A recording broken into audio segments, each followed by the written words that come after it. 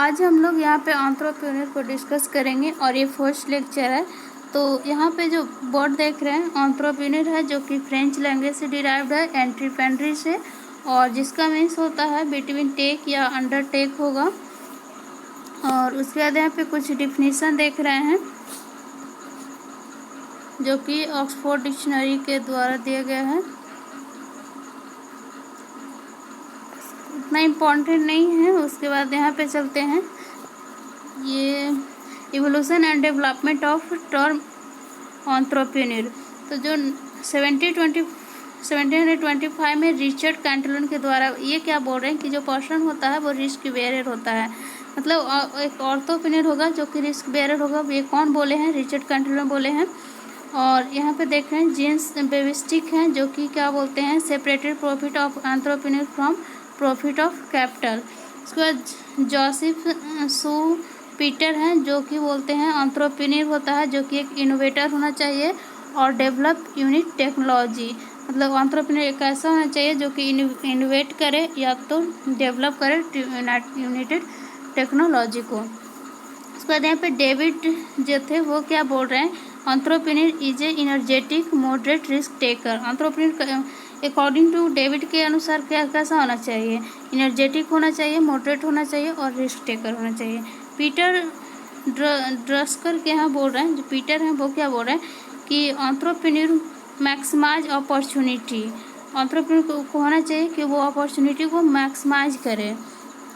और हम लोग जानते हैं कि कोई भी मतलब रहता है एंटरप्रेन्योर, वो तुरंत कोई भी अपॉर्चुनिटी आता है उसको ग्रैब कर लेता है और उससे न्यू प्रोडक्ट जनरेट करता है। कभी भी अपने हाथ से किसी अपॉर्चुनिटी को जाने नहीं देगा। अब यहाँ पे हम लोग एक डिफिनीशन देख लेते हैं जो कि रिचर्ड कैंटलन के द्वारा दिया गया है। और रिचर्ड कैंटलन है जो कि फर्स्ट टाइम यूज़ किए हैं एंटरप्रेन्योर को, और ये एक एसे लिखे थे द नेचर ऑफ कॉमर्स 1755 में, उसमें फर्स्ट टाइम यूज किए थे। तो यहाँ पे देखते हैं रिचर्ड कैंटलन का डिफिनीशन क्या है। तो entrepreneur is an agent who buy factor of production at a certain price in order to combine them into a product with a view to sell in future. The people who work for themselves are called entrepreneur।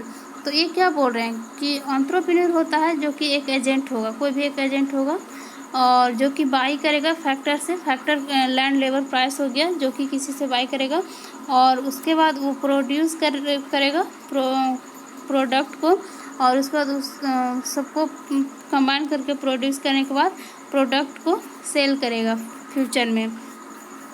अब आगे देखते हैं other जो definition दिए हैं जेन बेबिस्टिक के द्वारा। ये क्या बोलते हैं, entrepreneur is one who combine the land of one, the labour of other and the capital of yet another and whose produce a product.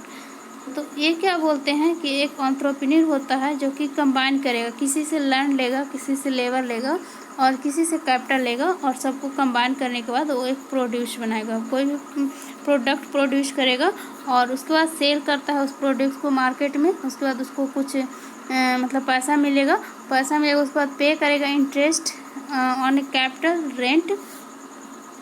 तो अब जो अब उसके बाद पैसा आएगा वो उससे क्या, जो इंटरेस्ट पे करेगा और रेंट जिससे लैंड लिया है उसको भी मनी देगा, वेजेस देगा लेबर को, जो भी वर्कर काम कर रहे हैं इंडस्ट्री में उसको मनी देगा। और उसके बाद when return remain in his profit, जो बचेगा वो उसका प्रॉफिट हो जाएगा।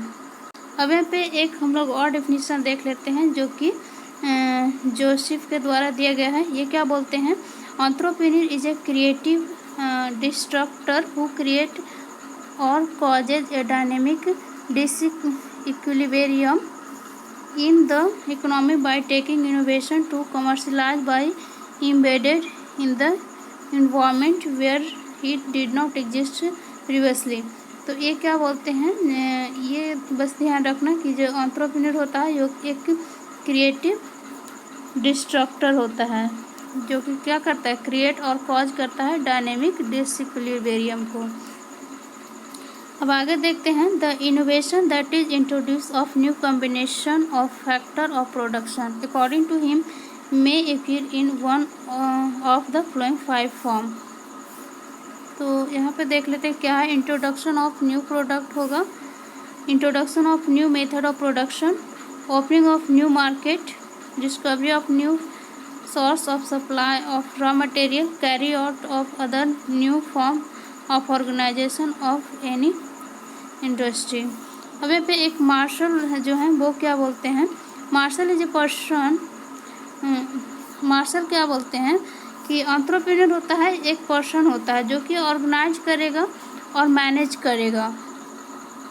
पहले तो जो एंटरप्रेन्योर होगा उसको किस ऑर्गेनाइज करने की उसमें कैपेबिलिटी होना चाहिए, मैनेज करने का, and activity organization undertaking to fulfilling some of his needs. उसके बाद यहाँ पे कुछ हम लोग कैरेक्टर देख लेते हैं एंटरप्रेन्योर का क्या क्या होता है।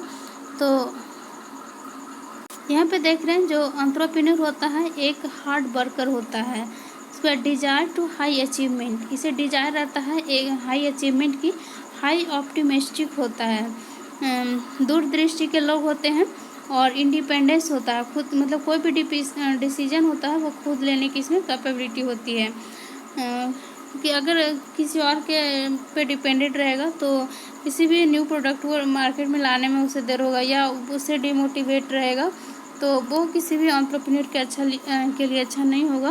इसके अंदर पे देख रहे हैं कि फोर्स शार्पनेस होता है, मतलब इसको दूर दृष्टि का होता है, और टेलीस्कोपिक पर्सन होता है। तो पहले से ही इसे पता होता है कि इंडस्ट्री में जैसे अभी कोरोना का टाइम है तो देख रहे हैं हर एक पर्सन के हाथ में मोबाइल वगैरह है, तो ये पहले से ही था कि मतलब ऐसा तो नहीं था कि कोरोना आ गया, लेकिन कहीं ना कहीं था कि जो नेक्स्ट जो जनरेशन आएंगे वो मोबाइल के प्रति ज़्यादा अट्रैक्ट होंगे। तो आज देखते हैं कि हर एक के हाथ में एक दो फ़ोन होता ही है।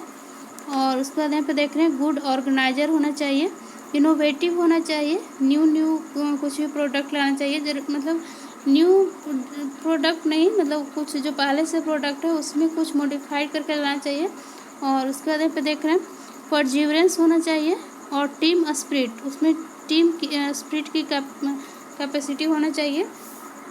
और इसके अलावा कुछ होता है जो एक कैलकुलेटेड रिस्क टेकर होना चाहिए। यहाँ पे देख रहे हैं कैलकुलेटेड रिस्क टेकर, ऐसा नहीं कि एक जो जुआ खेलने वाले होते हैं गैम्बलर्स उस तरह का नहीं, एक कैलकुलेटेड रिस्क टेकर होना चाहिए। और अनसर्टिनिटी बेयरर होना चाहिए, क्योंकि बिजनेस कर रहे हैं तो कभी भी कुछ अनसर्टिनिटी आ सकती है, कभी लॉस में भी जा सकते हैं, कभी बहुत ज़्यादा बेनिफिट भी हो सकता है।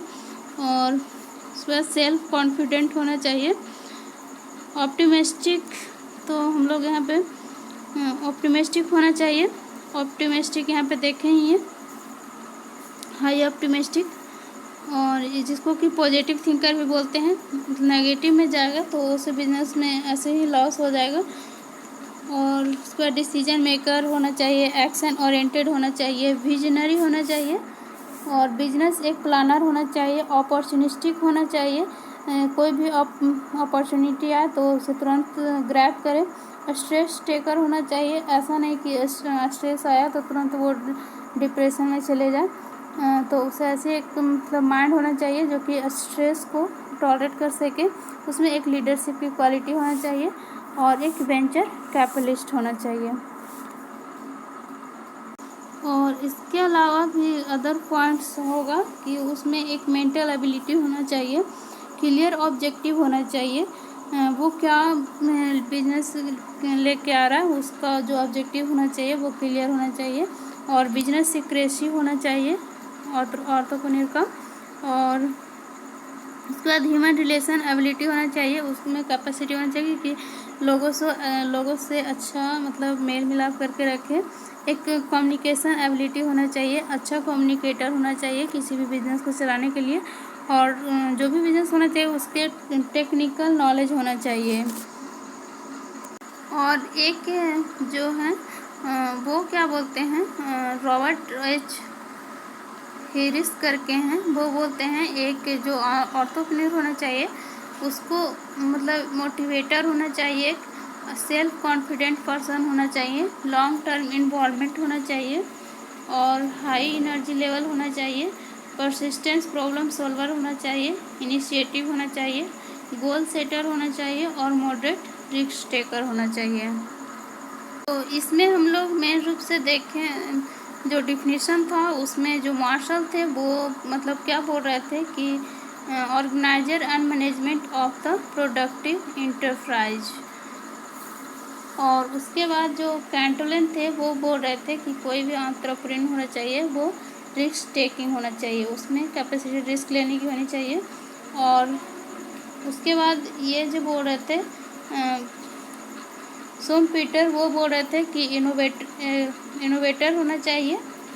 और उसके बाद आगे हम लोग देखते हैं, अब हम लोग देखते हैं किसी भी एंटरप्रेन्योर का क्या क्या फंक्शन होना चाहिए।